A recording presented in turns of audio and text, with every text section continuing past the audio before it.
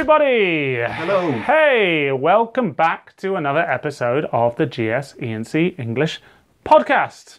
My name's Owen. I'm Dylan. And today we have a slightly different episode for you. Now, Dylan, I think this is your third episode with us. It is indeed. We miss Lawton dearly. We do indeed. I'm still recovering from... He's forever in my heart. So Lawton, we miss you. But yeah, I'm sure we'll see him again one day. But yeah, so... Special guest. Right, so... but today, because Dylan is from the UK... I am. Where in the UK? From Wales. Not England. Not England, yes, remember that. So from Wales in the UK. Obviously, I'm from England in the UK. We thought we might be able to give you some interesting differences and similarities between the UK and Korea, culture-wise, and just some aspects of life. Yeah. Yeah, all right. So our first thing we're going to talk about today is... Gift giving. Gift giving. Yeah. Okay.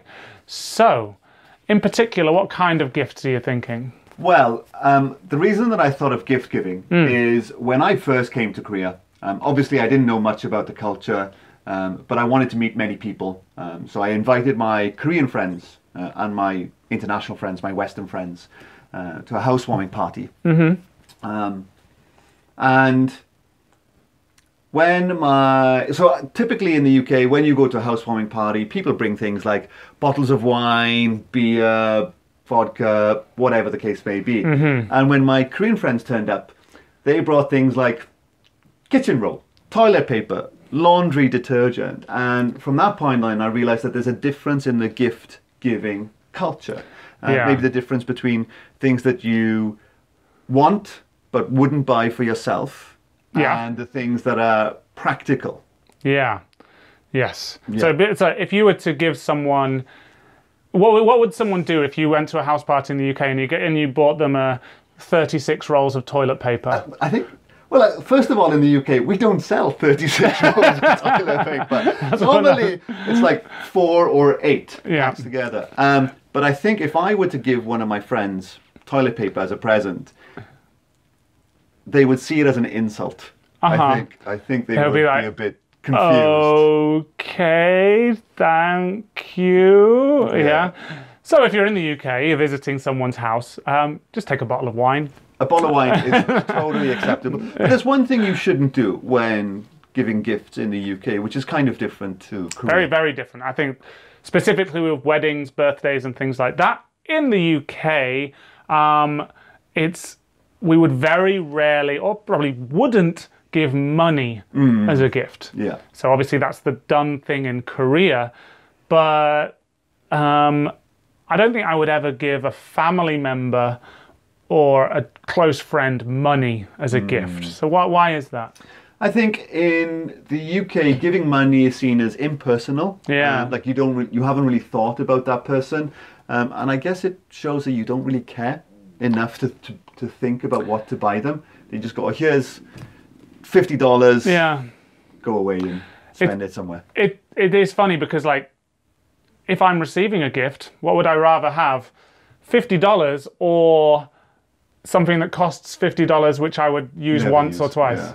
I mean, I think most people prefer to receive money. Yeah. But for some reason, for etiquette purposes in the UK, it's seen as rude. Exactly. Yeah. So it's quite strange that. But so if you go to the UK, if you're going somewhere, you're just meeting someone, remember, just a bottle of wine or something like that is generally a good gift to give. Yeah. All right.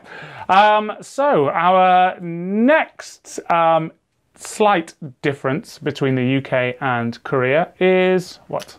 I would say the drinking culture is a little bit different. Drinking? Between the UK and Korea. Yeah. I think, working at a company like GS, a lot of my drinking tends to happen midweek at company dinners with my co-workers. Yeah. And that's kind of different to the UK. Right. And how is it different? Well, we don't drink during the week, generally. I mean, you might go to the pub for 1 or 2 pints in the evening, but you wouldn't drink heavily during the week. And if you went into work with a hangover, that would be a bad sign. If you could say, oh, I was so drunken. Yeah, so I often hear that when I speak to my Korean coworkers, I was so drunken last night, or I was drunken last night, and that's not really the way that we would express that anyway. How would we? What would be the correct way? I was drunk, or I had a few too many last night. But it's just it's not something we do during the week for that. But also, the slight difference in outside of work is the thing about pubs. Yeah. The pub is very much the focal point of a British community. So Dylan, Dylan and I both come from the countryside, and where we grew up in our villages, the pub is very much the focal point of that community. Yeah. It's where big decisions are made, big arguments are had, people have their wedding parties there, and the whole thing, the whole community revolves around that, and that's very, very, very different to Korea. Yeah, yeah. And if you go to the pub, do you need food? I mean, you don't. You don't. You don't need. I mean, in the UK, we don't have this sort of Anju culture of having to have something with your alcohol. It's totally acceptable to just have the alcohol, normally a kind of beer. So you don't need a fruit platter of watermelons and grapes and pineapples. A pineapple. Yeah, you don't. You don't need those things. But I agree with you about the sense of community that a pub brings, and I struggle to find that here in Korea. Yeah. But when I was young, I mean, before smartphones, before digital TV, every evening, everyone went to the pub for different reasons. Maybe it was to play bingo, which is a kind of a popular game in the UK. Yeah. Maybe to see some kind of performance. Maybe there was a singer or some other kind of performance in the pub. On the weekends, it would be to watch sports games, football, rugby. So that's where the sense of community really came from. The pub was the focal point of that community. So a little bit different in that regards. So it's not just a place to get drunk. It's really a very important part of our communities.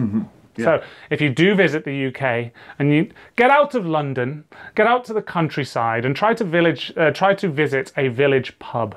They're really very interesting places to see. Yeah, it's certainly something that I would recommend experiencing, just because it's so different. Uniquely British. It is very uniquely British. And sitting there having a pint, reading a newspaper, it's a very British thing to do. Yeah. Okay, and the last thing we're going to talk about today is something that's quite similar in Korea, is the wide range of accents. Now, the UK and the Korean peninsula are very similar in size. But also in the UK, we have an incredibly wide range of accents. So Dylan is from Wales. I am. I am from England. And we don't sound like Hugh Grant. We don't. Hopefully you can tell we don't sound the same. Well, we're not Kingsmen. We're not. And we don't all speak like Colin Firth or Hugh Grant. Although, if you would like me to, I can. I can't do that accent. You can't do a posh English accent? I could try, but I don't think it would be very successful. Oh, terribly good show. So we don't all speak like that. So often Korean people have said to me, oh, you don't have a British accent. Yeah. You don't have an English accent. It's like, well, yes, I do. I just don't have a Hugh Grant accent. So if you go to the UK, if you were to visit somewhere like Newcastle, Liverpool, Manchester, Birmingham, big cities a long way from London, even London, they're going to have very, very, very different accents. So you need to try and get used to those accents before you go. Yeah, and I think the important thing is, I often hear Koreans saying, oh, I want to sound like a native speaker, I want to have a native speaker accent. And the truth is, there's no such thing as a native speaker accent. There are hundreds, if not thousands, of different accents. Just focus on your own accent, find your own voice, don't worry about sounding American or sounding British, just focus on yourself, and I think that's the advice that I would give you. But if any of you out there do want to try and speak with a Welsh accent, thoroughly encourage you to do that. As do I. I will give you one-to-one coaching tips on your Welsh accent. That would be great. Okay, I'm looking forward to hearing Korean speakers with a Welsh accent in the future. Same boyo. Okay, all right. So those are some interesting things about the UK. Hopefully you visited the UK. If you are going to go to the UK, if you have any questions, just feel free to ask us. We'll be happy to answer any you may have. Yeah. Okay, so that is all the time we have for today. As always, if you're watching on YouTube, if you haven't subscribed yet, why not? Make sure you do. Like, comment, subscribe, give us some questions, give us your feedback. We're always looking to hear from you. Yeah. And also for your continuing education, we offer a range of programs now at head office. Either in the morning, we have 1 week workshops that are held in the afternoon at Namcheon.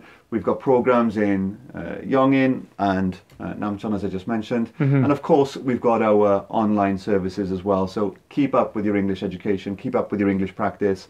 Doing something every day is the way that you master it. So it's up to you to keep up with that. Exactly. All right, so we will see you next week. See you then. Bye-bye. Okay, bye-bye.